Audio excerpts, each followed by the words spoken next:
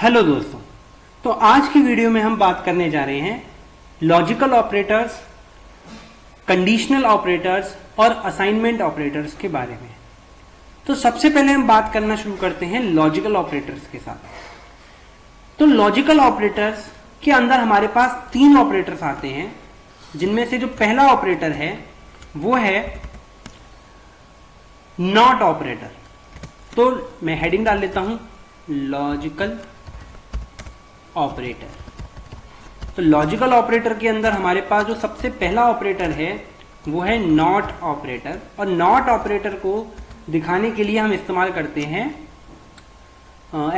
Exclamation marks का। ठीक है, तो नॉट ऑपरेशन, अब ये होता क्या है, देखिए मान लीजिए कि मैं एक वेरिएबल लेता हूं इंट एक्स, ठीक है, और इस एक्स के अंदर कंडीशन देता हूं। कंडीशन क्या देता हूं? 3 इज ग्रेटर देन 4, ठीक है, या फिर मैं लिखता हूं 3 इज ग्रेटर देन 4, या फिर इसके बाद में ग्रेटर देन की जगह लेसर देन लगा देता हूं, क्योंकि हमारी कंडीशन में ट्रू कर देता हूं। अभी हमने पढ़ा था रिलेशनल ऑपरेटर। तो रिलेशनल ऑपरेटर्स के अंदर क्या था? रिलेशनल ऑपरेटर्स के अंदर कोई भी डेटा के बीच में वो रिलेशन बताता था। तो ये क्या करता है, अब ये जो डेटा के अंदर रिलेशन बताएगा, अगर रिलेशन करेक्ट है तो वो बताएगा ट्रू कंडीशन देगा, और रिलेशन अगर इनकरेक्ट है तो फॉल्स कंडीशन देगा। तो यहां जो कंडीशन जो हमने दी है वो ट्रू है, यानी कि 3 लेसर देन 4, तो कंडीशन यानी कि ट्रू है।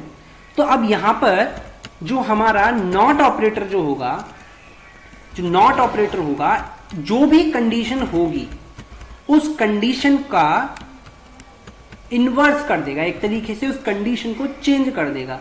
अगर कंडीशन ट्रू है तो उस कंडीशन को फॉल्स कर देगा, और अगर कंडीशन फॉल्स है तो उस कंडीशन को ट्रू कर देगा। जैसे कि अगर मैं यहां पर सेमीकोलन से क्लोज करूं और अब लिखता हूं प्रिंट एफ, और प्रिंट एफ की जगह मैं लिख देता हूं %d, कॉमा प्रिंट करना है हमें एक्स को। तो देखो प्रिंट एफ क्या करेगा, इस एक्स की वैल्यू को प्रिंट करेगा। अब एक्स की वैल्यू क्या होगी ये डिपेंड करेगी इस कंडीशन के ऊपर।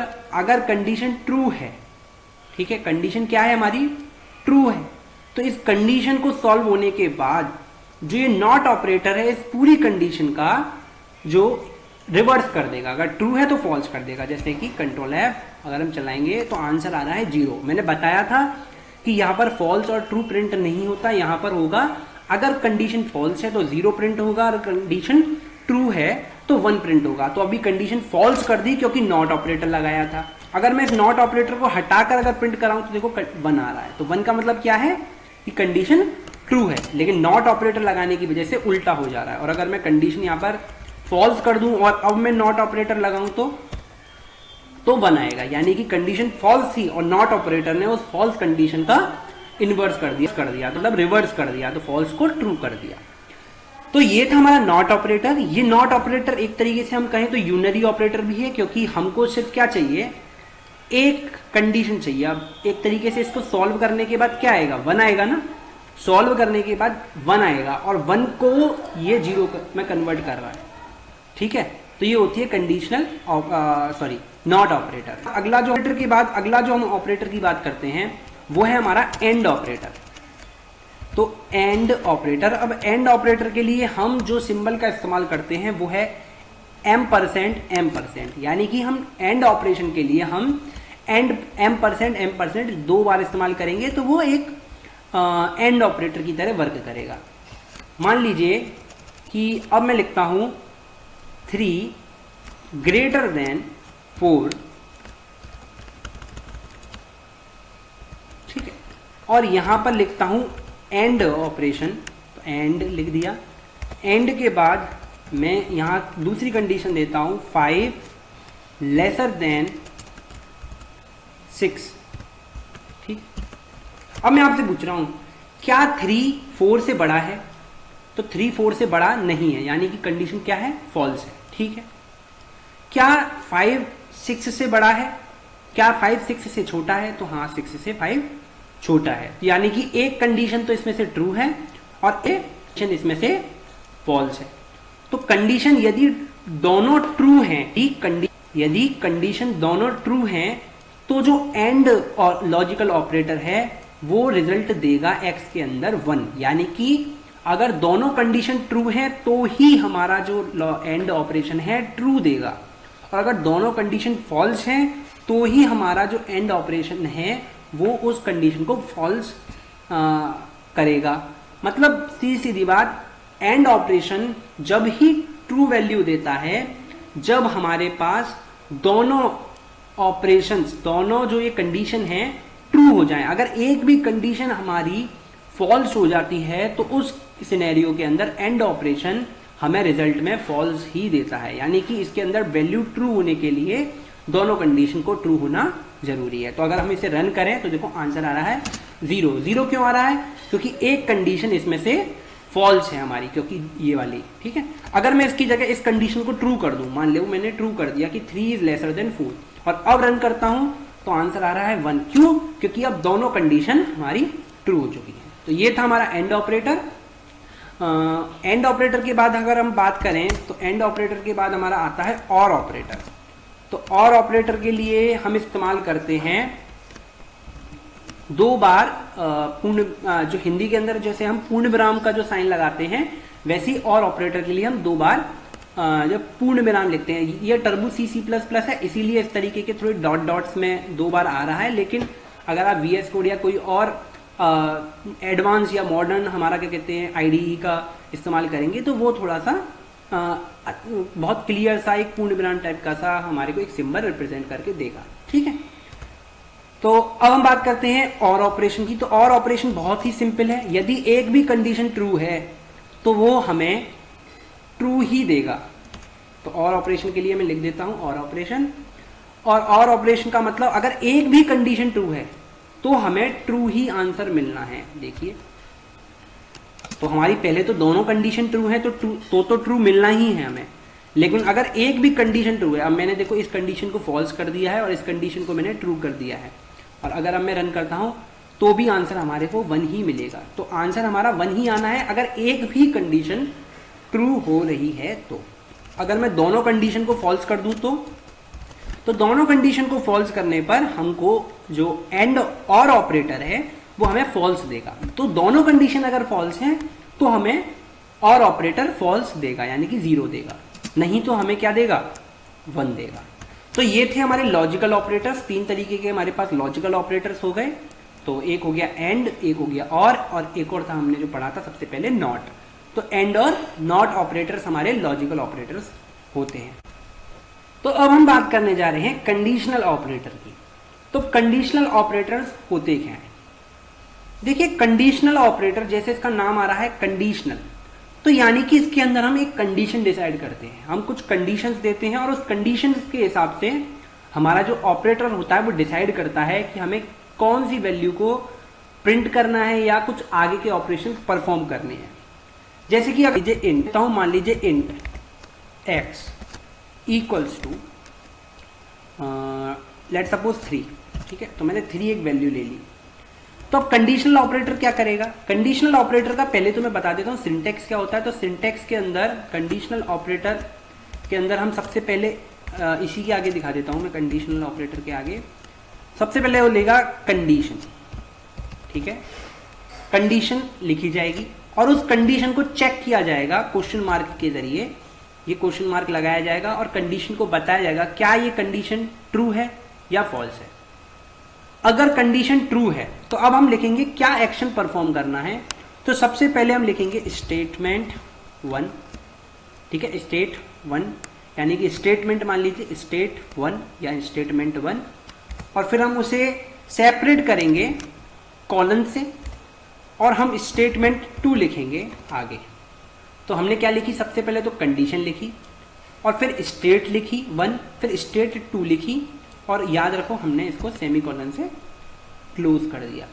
अगर ये कंडीशन ट्रू होगी तो ये स्टेट 1 पर जाएगा, और अगर कंडीशन फॉल्स हो जाएगी तो ये स्टेट 2 पर जाएगा। तो कंडीशनल ऑपरेटर इस तरीके से काम करेगा। अगर कंडीशन ट्रू है तो स्टेट 1, कंडीशन अगर फॉल्स है तो स्टेट 2 जाएगी, ठीक है। तो अब एक बार हम रिप्रेजेंट करते हैं कि x की वैल्यू अगर हमने 3 ले ली है और हम चेक करते हैं कि क्या x की वैल्यू ग्रेटर देन 0 है या ग्रेटर देन 0 है, ठीक है। तो हम लिखेंगे क्वेश्चन मार्क, ये इसका ऑपरेटर का एक तरीके से हमारा सिंटैक्स है। तो हमने सबसे पहले क्या लिखी, कंडीशन। कंडीशन क्या थी, क्या हमारी कंडीशन 0, क्या हमारा x की वैल्यू क्या 0 से बड़ी है, तो हम लिखेंगे अब प्रिंट एफ, और प्रिंट एफ के अंदर हम लिख देंगे पॉजिटिव है, तो नंबर इज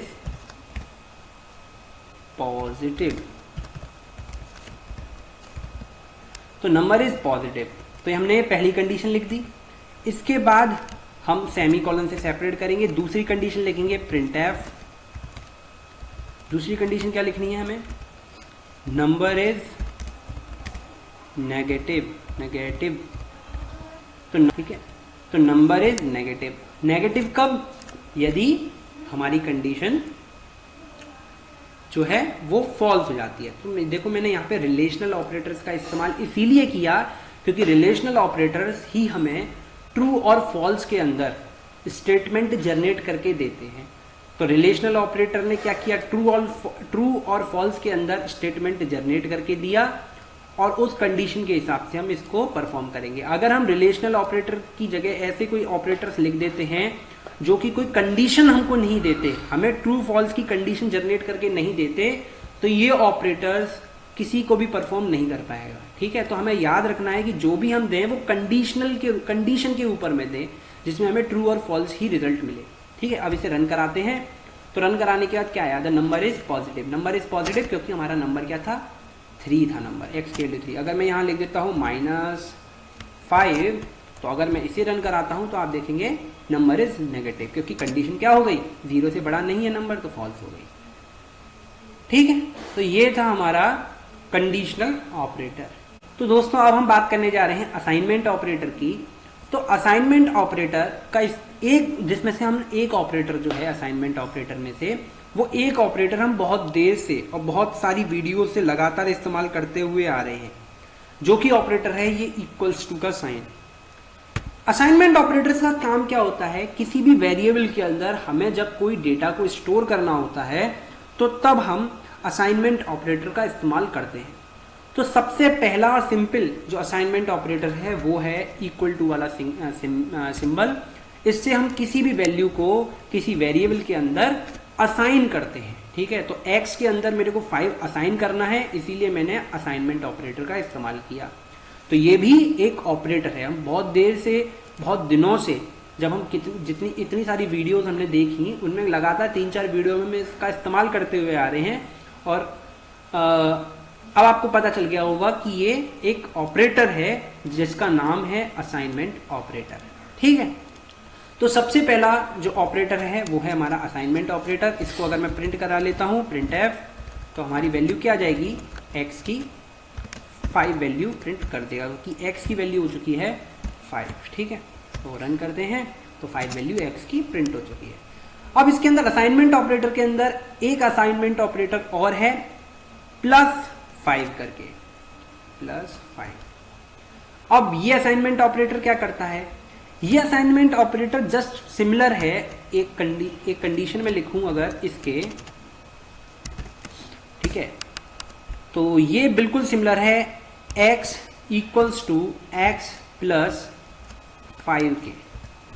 क्या ये जो असाइनमेंट ऑपरेटर है जो अभी मैंने लिखा है x equals to x plus 5, x plus equals to 5, तो इसका सिमिलर मीनिंग है इस एक्सप्रेशन के बराबर में, यानी कि x में x के साथ 5 जोड़कर इस x के अंदर असाइन कर दो। मतलब जो x की वैल्यू है उस वैल्यू में 5 जोड़ो और उस वैल्यू में 5 जोड़ने के बाद x में असाइन कर दो। अगर मैं ऐसा लिखता हूं तो आपका आंसर क्या आएगा, चलिए, तो एरर आएगी। क्यों, ये एरर क्यों आई? सबसे पहली चीज मैं आपसे बात पूछना चाह रहा हूं कि क्या x की वैल्यू कुछ है हमारी पहले से जो कि x की वैल्यू में ये 5 ऐड करेगा? जी नहीं, x की वैल्यू तो अभी तक डिसाइड हुई नहीं है क्योंकि x हमारा वेरिएबल अभी तक उसकी हमने इनिशियल वैल्यू तो दी ही नहीं। तो इसीलिए हम पहले इंट x लिखकर इसकी वैल्यू लिखते हैं 7, यानी कि हमने x को क्या किया, इनिशियलाइज किया हमने x को कि x की वैल्यू 7 है। अब x की वैल्यू जो 7 होगी उस 7 में 5 को ऐड करेंगे और जो आंसर आएगा वो आएगा 12। तो 7 + 5 = 12। तो यानी कि ये होता है हमारा असाइनमेंट ऑपरेटर, जिसके अंदर हम इसको हम कह देते हैं प्लस असाइनमेंट, यानी कि जो x की वैल्यू है उसमें x को असाइन कर, x की वैल्यू में जो नंबर है उस नंबर को ऐड करो और x के अंदर ही उस वैल्यू को रख दो। तो यानी कि x की वैल्यू 7 थी, 7 के अंदर उसने 5 को ऐड किया और जो आया आंसर यानी कि 12 उसको x के अंदर स्टोर कर दिया। ठीक है, अब हम बात करने जा रहे हैं इसी के अंदर दूसरा असाइनमेंट जो कि बिल्कुल सिमिलर है। इसकी जगह हम प्लस की जगह हम लगा देते हैं माइनस, तो माइनस = 5। तो इसका क्या सिंटेक्स है, इसके अंदर बिल्कुल सिमिलर सिंटेक्स है, बस अंतर ये है यानी कि जो 7 वैल्यू है उस 7 के अंदर से 5 को माइनस करो, यानी कि x की जो पहले से वैल्यू है उस वैल्यू के अंदर से 5 को माइनस करना है, सब्ट्रैक्ट करना है और x के अंदर असाइन कर देना है। तो अब आंसर आएगा 2। स्क्रीन पर देखिए 2 x की वैल्यू प्रिंट हो चुकी है।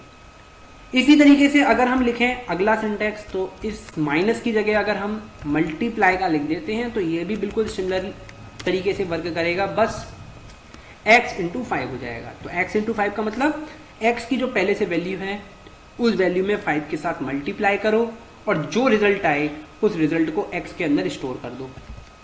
तो अब देखो 35, 7 × 5 = 35। उसके बाद इस मल्टीप्लाई की जगह हम डिवाइड लिख सकते हैं, तो बहुत सिंपल, बस इसकी जगह क्या हो जाएगा, डिवाइड हो जाएगा।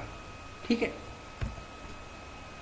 तो ये 1 आंसर आ रहा है। अब मैंने बताया था ये इंटीजर टाइप का वेरिएबल है, इसीलिए ये 1 अंदर वैल्यू को असाइन कर पा रहा है, क्योंकि ये सिर्फ डेसिमल वैल्यूज को असाइन नहीं करेगा। ठीक है, तो हमने डिवाइड का भी इस्तेमाल कर लिया। डिवाइड के बाद हमारे पास एक ऑपरेटर आता है असाइनमेंट ऑपरेटर, जो हमारा अर्थमेटिक ऑपरेटर भी है। मैंने आपको बताया नहीं था, लेकिन अब मैं दोबारा से उसको बता देता हूं।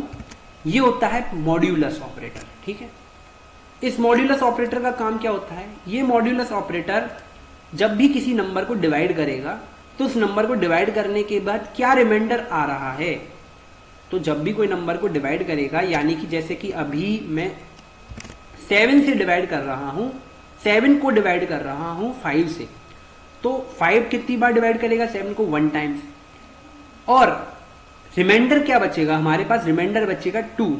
तो ये जो उस रिमाइंडर को क्या करेगा, इस x के अंदर स्टोर कर देगा। तो ये होता है हमारा मॉड्यूलस ऑपरेटर। ठीक है, मॉड्यूलस ऑपरेटर क्या काम करता है, हमारे को रिमाइंडर फाइंड आउट करके देता है कि उस एक्सप्रेशन का रिमाइंडर क्या है। तो अब ये क्या करेगा, जैसे 7 वैल्यू है तो 7 वैल्यू को 5 से डिवाइड करेगा, x की वैल्यू जो 7 है 7 को 5 से डिवाइड करेगा, रिमाइंडर आएगा 2, उस 2 को x के अंदर असाइन कर देगा। तो ये था हमारा मॉड्यूलस ऑपरेटर। ठीक है, तो ये एक अर्थमेटिक ऑपरेटर भी है, जिस समय मैं आपको बताना भूल गया था, तो मैंने आज आपको मॉड्यूलस ऑपरेटर के बारे में यहां इस वीडियो में समझा दिया है। ठीक है।